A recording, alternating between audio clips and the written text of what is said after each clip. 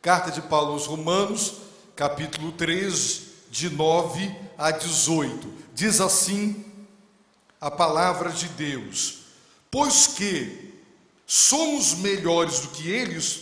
De maneira nenhuma, pois já demonstramos que tanto judeus como gregos, todos estão debaixo do pecado, como está escrito: não há justo, nem sequer um. Não há quem entenda, não há quem busque a Deus. Todos se extraviaram, juntamente se fizeram inúteis. Não há quem faça o bem, não há nenhum só. A sua garganta é um sepulcro aberto, com as suas línguas tratam enganosamente. Peçonha de áspides está debaixo dos seus lábios. A sua boca está cheia de maldição e amargura. Os seus pés são ligeiros para derramar sangue. Nos seus caminhos há destruição e miséria, e não conheceram o caminho da paz. Não há temor de Deus diante dos seus olhos. Senhor amado, precisamos do teu socorro para compreender a tua verdade. Socorre-nos, Senhor. Suplicamos-te em nome de Jesus. Amém. Meus irmãos, chegamos a uma parte da carta de Paulo aos Romanos, onde o apóstolo, de maneira clara, ele compartilha conosco o propósito do que ele já escreveu. Ele já escreveu o capítulo 1, o capítulo 2 e parte do capítulo 3.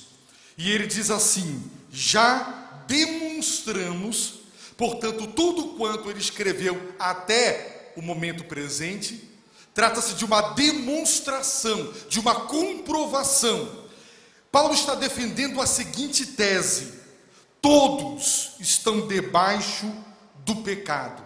Todos, ou seja, 100% da humanidade. Não existe alguém, não existe ninguém, não existe uma pessoa sequer no passado de toda a história da humanidade, no presente da humanidade e no futuro da humanidade, que não seja pecador. Todos estão debaixo do pecado. Portanto, são culpados aos olhos de Deus. São indesculpáveis e estão sob a sua ira, a sua justa condenação. Por que ele quer comprovar isso? Para que todos entendam o quanto precisam do Evangelho. Quem está debaixo do pecado está sob o poder controlador, escravizador do pecado. O pecado é descrito aqui como um jugo pesado que está sobre os ombros de cada ser humano. Os homens encontram-se debaixo. O pecado está sobre eles como um tirano cruel. Não há nenhum ser humano que não seja pecador e que não esteja debaixo deste jugo, deste poder do pecado. É por isso que todos pecam, porque todos somos pecadores. Por isso pecamos. Estamos debaixo desse jugo cruel e tirânico do pecado. Nossas mentes racionais sabem discernir o certo do errado, o bem do mal. O nosso coração anseia por acertar, por desejos nobres, elevados. Mas na prática, somos vencidos pelas inclinações pecaminosas do nosso coração, que como uma correnteza nos arrasta a praticar aquilo que nós mesmos discordamos, condenamos. E depois de praticado, nos sentimos mal e com sentimento de culpa, porque estamos debaixo do poder escravizador do pecado. Irmãos, o apóstolo Paulo está escrevendo a sua carta aos Romanos, e ele defende esta tese por inspiração divina. Todos estão debaixo do pecado. Por isso, ele quer comprovar que esta tese é verdadeira. Assim como alguém que enfrenta uma banca examinadora para sua dissertação de mestrado ou sua tese de doutorado, ele apresenta o seu raciocínio central e ele defende o ponto de vista que ele quer sustentar, que ele quer apresentar. O apóstolo está sob direção divina, apresentando a sua tese. Todos os seres humanos estão debaixo do jugo do pecado. E então, ele nos mostra como os gentios, as nações, os povos, a humanidade em geral, está debaixo do pecado. No capítulo 1, ele comprovou isso. No capítulo 2, ele mostra que os judeus também. Os judeus se julgavam salvos. Eles não acreditavam que Deus os condenaria, porque eles eram o povo eleito, o povo com quem Deus tinha um pacto. Eles conheciam a lei de Deus, e eles tinham os ritos, como a circuncisão e as festas que eles celebravam. E toda a sua religiosidade para eles era uma garantia de que eles escapariam da condenação divina. Mas o apóstolo procura mostrar que toda a religiosidade externa, cerimonial, ritual, que não é acompanhada, casada com um coração submisso e obediente, leva as pessoas a transgredirem os mandamentos de Deus. Portanto, os judeus também são pecadores, porque têm desobedecido os mandamentos de Deus. Os gentios não os conheceram, porque não receberam a revelação especial, mas conheceram a existência de Deus, o seu poder eterno, a sua divindade e os seus atributos, através das obras das mãos de Deus.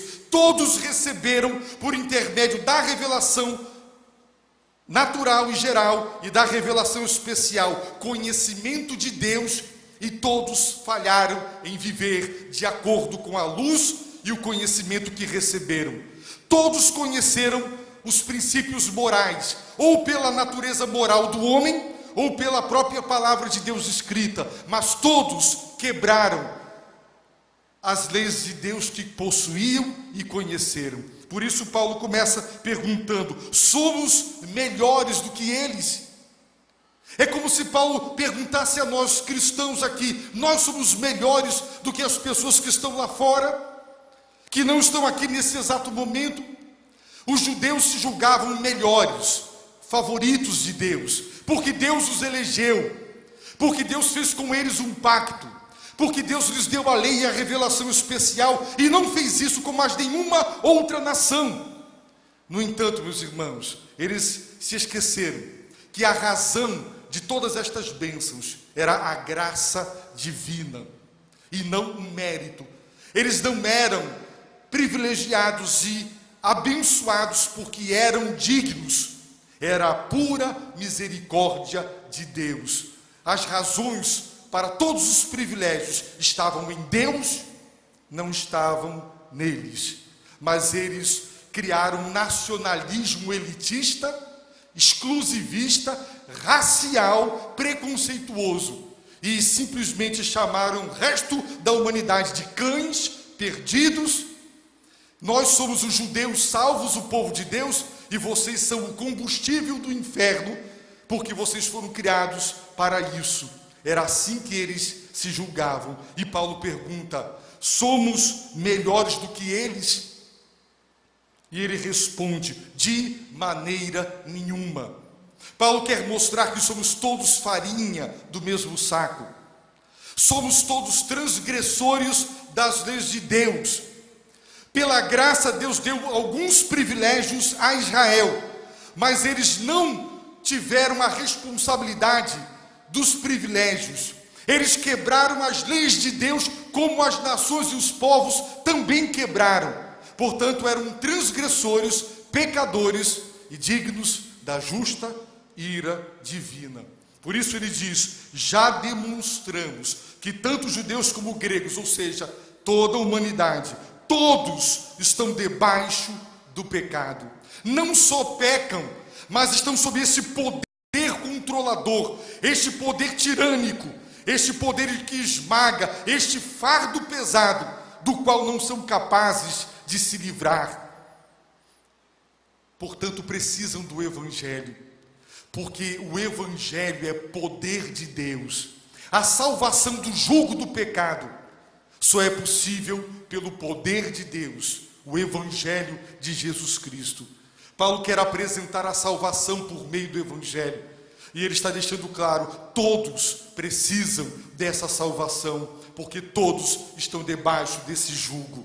Nós veremos um pouco mais à frente que a salvação será apresentada como redenção, porque este é o quadro da feira livre dos tempos de Paulo, onde os escravos estão acorrentados e debaixo do jugo dos seus senhores opressores e tirânicos, e eles não conseguiam se livrar desse jugo, a não ser quando alguém os comprava com preço pagando e os libertava. Assim Paulo está dizendo, a salvação do jugo do pecado só pelo poder do Evangelho, que anuncia o sacrifício de Jesus Cristo como o preço pago para a nossa libertação.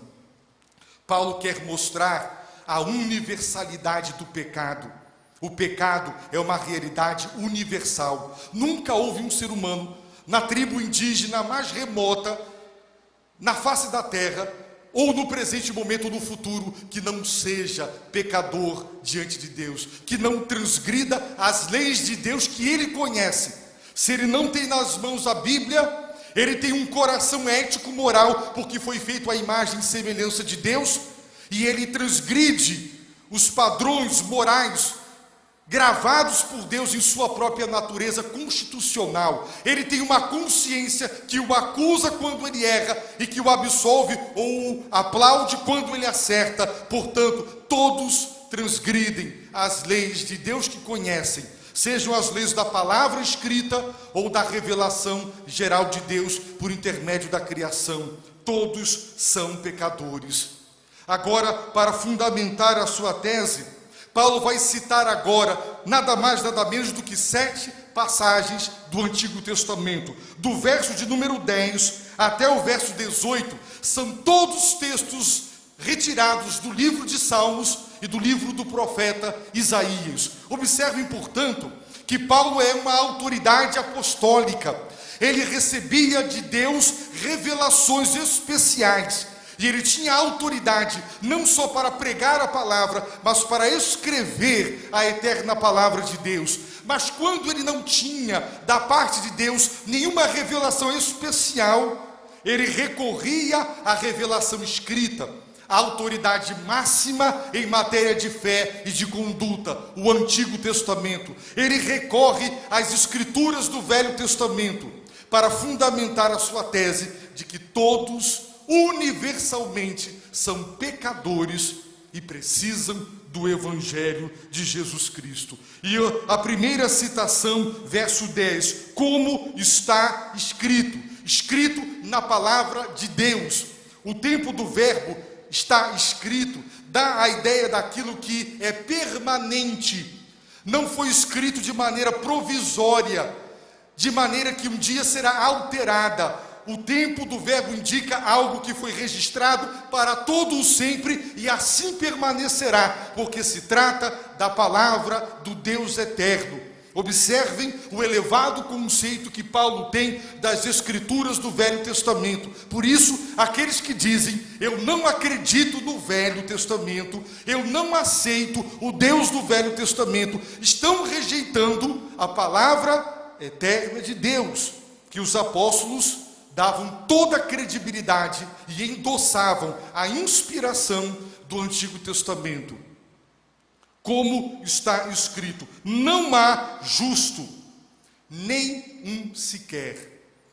Justo significa alguém que vive em conformidade com a lei de Deus.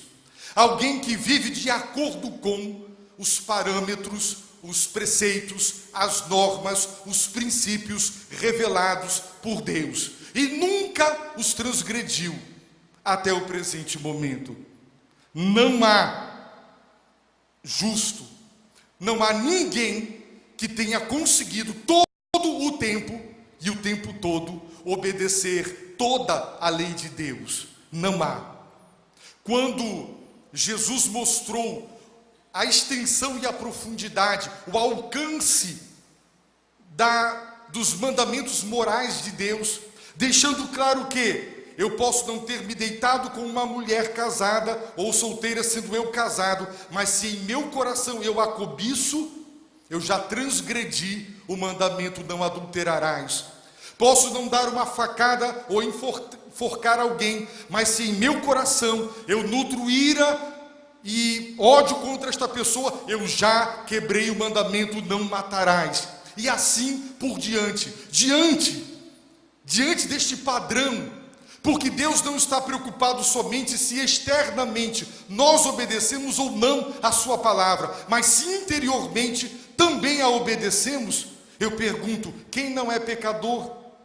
Quem consegue não pecar? Tiago nos diz que se você quebrar um único mandamento da lei, você não é culpado de transgredir aquele mandamento específico, você é culpado de transgredir a totalidade. Você quebrou a lei de Deus, toda a lei de Deus.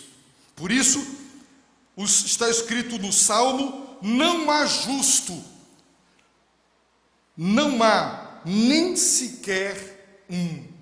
Os irmãos querem um exemplo do que está sendo dito? Se nós lá no princípio ouvirmos as palavras de Deus: viu o Senhor que era grande a maldade do homem na terra, e que toda a imaginação dos seus pensamentos e do seu coração era má continuamente. Então arrependeu-se o Senhor de haver feito o homem na terra, e isso lhe pesou no coração. E Deus destruiu a geração de Noé por conta dos seus pecados. Ora, uma vez que acabou o dilúvio e a civilização reiniciou através de Noé e a sua família, a Bíblia diz assim: sentiu o Senhor o suave cheiro do sacrifício apresentado por Noé, e disse em seu coração: não tornarei mais a amaldiçoar a terra por causa do homem, porque a imaginação do coração do homem é má desde a sua meninice, nem tornarei mais a ferir todo vivente, como acabo de fazer. Senão Deus teria que destruir com o dilúvio todas as gerações. Deus está dizendo: o homem continua sempre como ele é, mau desde a sua meninice. Por isso que a Bíblia diz, Romanos capítulo 3, 23, todos pecaram, e como consequência estão destituídos da glória de Deus. Paulo está apresentando a universalidade do pecado. Todo homem é pecador. Vamos ouvir outras declarações do Senhor que deixam claro para a gente algumas coisas importantes. Por exemplo: ó Senhor, ouve a minha oração, dá ouvidos às minhas súplicas, atende-me na tua fidelidade e na tua retidão, e não entres em juízo com o teu servo, porque à tua vista não se achará justo nenhum vivente. Diante dos teus olhos, Senhor, não se achará justo nenhum vivente. Ninguém conseguirá, do teu ponto de vista, mediante o teu juízo, ser por ti considerado justo. Alguém que cumpre com integridade a totalidade da lei de Deus. Por isso, Paulo está dizendo: não há justo, nem sequer um. Todos transgridem os mandamentos de Deus. Não tem sequer um. Maria, a mãe de Jesus, era pecadora. Não há, biblicamente, a Imaculada Conceição. Ela não nasceu imaculada. Ela, como eu e como você, era pecadora. E ela precisava do Salvador, do Filho de Deus, o seu Filho, mas o Filho de Deus, o Salvador do mundo. Quando, meus irmãos, Deus, por intermédio de Paulo, Paulo estava em Atenas, o centro do pensamento grego e filosófico, dizendo: Deus, não levando em conta os tempos da ignorância, ordena, manda agora que todos, em todos os lugares, se arrependam. Qual é o pressuposto de uma ordem de Deus para que toda a humanidade, em todos os lugares, se arrependam. Qual é o pressuposto? Se temos que nos arrepender, é porque cometemos pecado. Portanto, o pressuposto do arrependimento é a consciência de pecado. Paulo está falando sobre a universalidade do pecado. Querem um outro exemplo? O salário do pecado é a morte. Todos morrem. Tem alguém que não morreu? Teve um homem que foi transladado. Teve um outro homem, profeta de Deus, Elias, que foi tomado aos céus. Com exceção destes dois homens, quem ainda não morreu? O salário do pecado é a morte. A morte é a pena para o pecado. E como todos morrem, todos passam pela sentença divina, a morte. Isso prova a universalidade do pecado. Não há um justo. Se existisse um justo, alguém que nunca tivesse desobedecido à lei de Deus, ele não precisava se arrepender e ele não morreria, porque ele é justo. Mas não há um justo, nenhum sequer. Verso 11, outra citação de outro salmo: não há quem entenda. Deus disse por intermédio de Isaías: o boi conhece o seu dono, o jumento conhece a manjedoura do seu dono. Esses animais irracionais, eles sabem quem são os seus donos. Mas Deus diz, através de Isaías, dizendo: o meu povo não conhece, o meu povo não tem entendimento, não entendem. Eu sou o Senhor, o dono deles. São racionais, eles têm nas mãos a minha lei, mas eles não entendem. Eu sou o Senhor, eu sou o primeiro, tudo está debaixo da minha autoridade. Não há quem entenda. O homem natural, aquele que está sem a graça da iluminação do Espírito, naturalmente, por natureza como nasceu, ele não aceita as coisas de Deus, porque elas se discernem espiritualmente. Não há quem entenda. Os homens não entendem as coisas de Deus. Esse é o quadro universal. Mais ainda, não há quem busque a Deus. 3 vezes é dito: não há, não há, não há justo quem entenda, quem busque a Deus. Parece uma contradição, porque a humanidade sempre foi e é religiosa. A religião é o homem buscando Deus, procurando Deus, mas a sua maneira, pelos seus meios e seus métodos, tentando chegar a Deus pela construção de uma prática religiosa que lhes dará de alguma maneira algum mérito para conquistarem diante de Deus a sua própria salvação. Mas a Bíblia diz que é Deus quem busca o homem. Jesus contou a parábola de um pastor que deixou 99 ovelhas salvas e foi buscar a perdida. De alguém que perdeu uma moeda e que varreu a sua casa para encontrar a moeda perdida, a dracma perdida. De um Deus que se alegra quando encontra aquilo que busca. Não há quem busque a Deus. E isso faz sentido, porque como invocarão a Deus se não o conhecerem? Como crerão em quem não conhece? E como conhecerão se não há quem pregue? Se não há ninguém que obedeça a Deus, não há entendimento. O resultado: ninguém está buscando a Deus como devia. Ninguém busca a Deus do jeito que ele quer ser procurado. Todos se extraviaram. Todos significa todos, 100%. Todos erraram o caminho para Deus. Todos tomaram um atalho, um caminho errado. As religiões mundiais ensinam que todos os caminhos chegam a Deus, mas a Bíblia diz que todos se extraviaram. Todos, não teve uma pessoa que não tenha tomado um caminho errado. São os efeitos do pecado. O pecado faz com que o homem não entenda. Por isso a Bíblia diz que as pessoas não enxergam a luz do Evangelho, que reflete a glória de Cristo, porque o entendimento delas está cego. Satanás cegou o entendimento, por isso eles não entendem. As pessoas ouvem, mas elas não entendem as coisas de Deus, porque há uma obra maligna que os deixa em trevas e o entendimento entenebrecido, como a Bíblia diz, e um coração em trevas, obscurecido, não é capaz de entender as coisas de Deus e nem de buscar a Deus por intermédio do único mediador. Todos se extraviaram. Nós somos ovelhas perdidas, cada um de nós seguindo seu próprio caminho, seu próprio coração, as ideologias que acredita serem as mais inteligentes e as que explicam melhor o mundo e a realidade, mas na verdade é um extravio geral. Todos se extraviaram, não há exceção, juntamente se fizeram inúteis, juntos. A humanidade é um coletivo aqui, juntos, todos juntos se tornaram inúteis, porque o homem se torna inútil no sentido de vazio. Quando ele adora ídolos mudos e vazios, ele se torna naquilo que ele procura, e ele tem procurado em vão, e ele se torna vazio, inútil.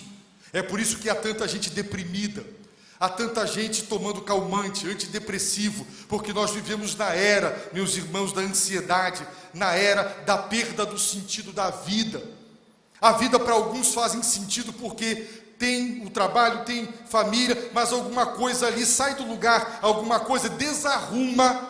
Basta uma perda significativa para que os alicerces sejam removidos e a pessoa afunda. O chão abre debaixo dos pés, o céu cai sobre a cabeça do indivíduo, porque ele não tem um alicerce sólido. Ele se tornou vazio, ele se tornou inútil. Agora observem, não há quem faça o bem. E alguém poderia dizer: Paulo, você está exagerando, você está citando um texto da palavra de Deus que é um exagero, porque existe muita gente boa nesse mundo, existe muita gente ainda que faz o bem, mas proporcionalmente é mínimo. Se há quem faça o bem, por que tem gente morrendo de fome? Desde que esse culto começou, contem quantos minutos estamos aqui. E em cada minuto tem 60 segundos. Multiplique isso. A cada segundo morre uma pessoa de fome no mundo. Vivemos num mundo de miséria, de desigualdade. O mundo faz o bem. Os que fazem o bem são mínimos. A proporção é mínima. Por isso poderíamos dizer, generalizar. É como alguém diz, os políticos são corruptos. Na verdade, sabemos que existem as exceções. Existem alguns que são íntegros, mas a realidade proporcionalmente é tão pequena que nós somos levados a generalizar dizendo todos são corruptos, quando na verdade nós sabemos que existem alguns que são íntegros. É verdade que existem algumas pessoas que praticam boas obras, mas quantos de nós que fazemos o bem não nos sentimos vaidosos no coração pelo bem praticado? E então nos apresentamos diante de Deus dizendo: Deus, me guarda e me protege, eu tenho feito bem. Quantos de nós fazemos com a mão esquerda, e a Bíblia diz que a direita não deveria saber, e nós nos ufanamos das nossas boas obras, e dizemos a todos o quanto nós somos bons, porque Deus, quando olha um ato de bondade praticado, Ele também olha a motivação e a intenção do coração. Se o meu objetivo é fazer média com alguém, então aquele meu ato de bondade, ele não é verdadeiro. Se a minha motivação é escusa, o ato foi bom, a pessoa foi beneficiada, mas a motivação é reprovada.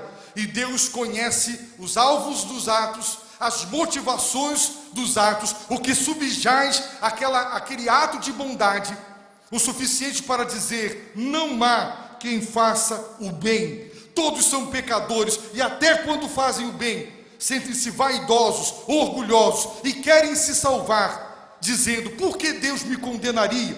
Não faço mal a ninguém, eu só faço o bem. E querem, como recompensa para o bem que praticam, o reconhecimento divino, vaidade, troca com Deus. Por isso o texto diz: não há quem faça o bem, não há nenhum só. Paulo agora vai descrever, meus irmãos, os exemplos desta pecaminosidade universal. Ele vai usar a palavra garganta, a palavra língua e lábios, e depois boca. Eu não saberia dar aqui uma aula sobre a voz, sobre o falar. Tem pessoas competentes aqui para isso, mas com certeza, para que a gente fale, tem que ter língua, tem que ter lábio, tem que ter boca, tem que ter garganta, onde estão as cordas vocais. E Paulo vai concentrar os pecados que todos cometemos na esfera da fala. Ele vai dizer: a sua garganta é um sepulcro aberto. Vamos nos lembrar que a boca fala do que está cheio o coração. Ora, a Paulo está dizendo que quando o homem abre a boca, é como se você estivesse agora abrindo uma sepultura. Quando você abre uma sepultura, ali tem um corpo em decomposição, cheirando mal, apodrecendo e infectado. Quando muitos de nós abrimos a boca, a nossa garganta é um sepulcro aberto. Toda a nossa maldade, toda a nossa inveja, toda a nossa vaidade, vem tudo para fora. A boca fala do que está cheio o coração. Quer saber o conteúdo do coração de alguém? Ouça o que essa pessoa diz. Aquela frase brincadeira que diz: só pensa naquilo, significa o quê? A pessoa fala tanto de sexo que a pessoa é levada a pensar, só pensa, porque a boca fala do que está cheio o coração. A sua garganta é um sepulcro aberto. Jesus disse: o que contamina o homem não é o que você come, entra pela boca, vai para o estômago e depois colocamos fora. Não é, é o que sai. O que contamina o homem sai de dentro, sai do coração. E ele disse: os maus pensamentos, os homicídios, os adultérios, e ele elencou vários outros problemas e males. Tudo procede do coração. Por isso que a nossa garganta é um sepulcro aberto, que mostra a podridão do nosso coração. Jesus disse para os fariseus, as pessoas mais religiosas do tempo de Jesus, acima de qualquer suspeita: por fora vocês são como os sepulcros caiados, com granito por fora, mas por dentro vocês são corpos em estado de decomposição. Vocês limpam o copo por fora, por dentro está sujo. Jesus está dizendo o mesmo que Paulo: a sua garganta é um sepulcro aberto. Toda a podridão do coração do homem vem para fora quando ele fala. Com as suas línguas tratam enganosamente. Ora, como se pode enganar alguém a não ser pela mentira? Alguém é enganado com a verdade? A verdade engana? Você pode enganar alguém dizendo-lhe a verdade?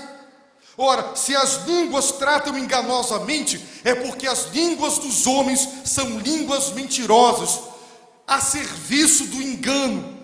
E Jesus disse que Satanás é o pai da mentira. No Apocalipse ele é chamado de o enganador das nações. As línguas dos homens são mentirosas e nós sabemos disso, pela nossa própria experiência da nossa própria língua, como das dos outros com as quais convivemos. É por isso que hoje a palavra das pessoas não vale quase nada, porque ninguém mais acredita em ninguém. Por quê? Porque as suas línguas tratam enganosamente. Peçonha de áspides está debaixo dos seus lábios. Peçonha é veneno de cobra. Debaixo dos lábios, sim, o veneno destrói. E as palavras que poderiam construir, abençoar, as palavras que poderiam fazer o bem, elas estão magoando, elas estão ferindo, denigrindo a imagem, derrubando as pessoas. As pessoas estão usando o melhor da sua eloquência para, através das suas línguas e dos seus lábios, inocularem o seu veneno. É um comentário sutil sobre o comportamento de alguém e você já o depreciou aos olhos dos outros. Veneno. A sua boca está cheia de maldição e amargura. Ora, se a boca fala do que está cheio o coração, e a boca está cheia de maldição e amargura, então esse é o conteúdo do coração humano, amargo e cheio de maldições. As pessoas vivem desejando o mal, desejando que as pessoas que não gostam ou que lhe prejudicaram, que aconteçam coisas ruins com elas, amarguras, reclamando o tempo todo, murmurando o tempo todo. Agora Paulo passa para os pés. Os seus pés são ligeiros para derramar sangue. Pés que são lentos, que andam a passos e a velocidade de tartaruga para ir ao encontro do carente, do necessitado, daquele que precisa de ajuda. Pés vagarosos e lentos, mas para derramar sangue, para matar, para vencer através da morte dos outros. São pés ligeiros. E meus irmãos, sangue derramado significa morte. E a morte não vem só quando você pega alguma arma e você tira a vida. Quando se corrompe e se desvia dinheiro dos cofres públicos e as pessoas morrem nos corredores dos hospitais por falta de atendimento, por falta de remédio, de médico. E isso, meus irmãos, é produto de uma sociedade corrompida. Estas mortes, muitas das mortes por inanição, por falta de alimentação, de cuidados, são assassinatos cometidos por aqueles que roubaram o dinheiro, desviaram o dinheiro, e as pessoas não puderam usufruir daquilo que tinham direito. São pessoas ligeiras para roubar, e o produto da sua ligeireza e esperteza é sangue derramado. São pessoas mortas. Nos seus caminhos há destruição e miséria. Refaçam o trajeto de um tornado, e vocês só verão uma coisa: destruição e miséria, porque as pessoas perdem tudo e ficam na miséria. Paulo está dizendo: os caminhos dos homens são assim, neles há destruição. Vamos traçar uma história retrospectiva. Será que os caminhos que a humanidade percorreu até hoje foram caminhos de progresso? Quanta destruição! Por onde o ser humano passou, meus irmãos, ele tem deixado um rastro de injustiça, de morte, de destruição, de assassinato, de genocídio, de guerras. As estatísticas provam que nunca houve um momento da história da humanidade que houve paz na terra. Sempre, pelo menos uma tribo em guerra contra outra. Não se tem registro de um momento em que não houve guerra sobre a face da terra. Nos seus caminhos há destruição e miséria, e não conhecer o caminho da paz, o caminho que promove a paz entre os homens. Os homens não conhecem esse caminho. Sabe por quê? Agora vem a explicação de tudo. A raiz de todos os males: não há temor de Deus diante dos seus olhos. Não há. O que é que nós colocamos diante dos nossos olhos? Os nossos alvos. Você olha para aquilo que você quer alcançar, são os seus objetivos. Você dirige os seus passos mediante aquilo que você vê. Você enxerga a estrada e você dirige o carro na direção daquilo que você enxerga. Dizer que não há temor diante de Deus, diante dos seus olhos, significa: Deus não está na vida dessas pessoas. Deus não faz parte da vida delas. Deus é um marginalizado, Ele está à margem. Os homens admitem Deus, reconhecem que precisam dEle, mas o colocam à margem. Mas diante dos seus olhos, Deus não, porque Ele atrapalha, Ele é empecilho, Ele estraga. Eu quero seguir os meus alvos, eu quero viver para os meus objetivos. Irmãos, há um salmo da palavra de Deus que ele é messiânico. Este salmo, ele retrata as palavras do Messias. E o Messias disse: tenho posto o Senhor continuamente diante de mim. Porquanto Ele está à minha mão direita, não serei abalado. É o Messias quem está dizendo isso. Salmo 16, verso 8. Tenho posto o Senhor continuamente diante de mim. onde há temor a Deus, quando as pessoas têm o temor de Deus diante dos seus olhos, elas vivem para Deus. O temor não é medo de Deus, o temor é respeito por Deus, é o reconhecimento de sua autoridade, é o reconhecimento de que Ele honra a sua palavra, é o reconhecimento que Deus não é como nós, que fala e não cumpre. O pai diz: se você não passar de ano, não viaje de férias, e o indivíduo não passa de ano e viaja de férias, não cumpre a palavra.